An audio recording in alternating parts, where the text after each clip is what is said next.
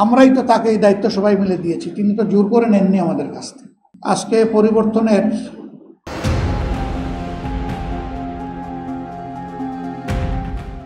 নির্বাচন নিয়ে কোনো চাপ নয়, প্রধান উপদেষ্টাকে সহযোগিতার আহ্বান জানালেন জামায়াত ইসলামী বাংলাদেশের আমির ডাক্তার শফিকুর রহমান। আজ শনিবার রাজধানীতে দলটির কেন্দ্রীয় মজলিসে সুরার অধিবেশনে তিনি এই আহ্বান জানান। নির্বাচন প্রসঙ্গে জামায়াত ইসলামী বাংলাদেশের আমির ডাক্তার শফিকুর রহমান বলেছেন, আমরা প্রধান উপদেষ্টাকে বাধ্য করতে চাই না। তিনি আমাদের প্রতিপক্ষ নয়, বরং সরকারের অভিভাবক। আমাদের সবার দায়িত্ব তাকে সহযোগিতা করা। শনিবার সকালে রাজধানীতে জামায়াতের কেন্দ্রীয় মজলিসে সুরার অধিবেশনে অংশ নিয়ে তিনি বলেন, চলমান রাজনৈতিক পরিস্থিতিতে আমরা বিচলিত না হলেও সতর্ক আছি। জাতিকে অনিশ্চয়তার দিকে ঠেলে দেওয়া কোনো অবস্থাতেই সমীচীন হবে না। তাই আমরা অন্তর্বর্তী সরকারকে সর্বদলীয় বৈঠক ডাকার আহ্বান জানিয়েছি। আলোচনা ও সমঝোতার মাধ্যমে সমাধান সম্ভব।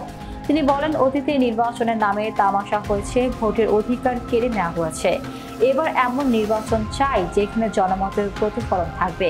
নির্বাচন হতে হবে সুষ্ঠু, নিরপেক্ষ ও গ্রহণযোগ্য। জামায়াতের আমির আরো বলেন, এখন পর্যন্ত সংস্কার বা নির্বাচনের রোডম্যাপ আসেনি। সরকারকে আহ্বান জানাবো দ্রুত রোডম্যাপ প্রকাশ করা হোক।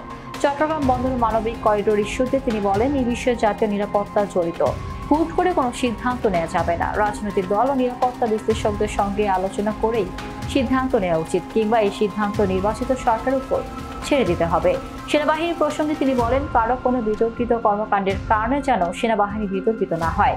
দেশের সর্বোচ্চ নিরাপত্তা বাহিনী হিসেবে সেনাবাহিনীকে বিতর্ক থেকে দূরে রাখা উচিত।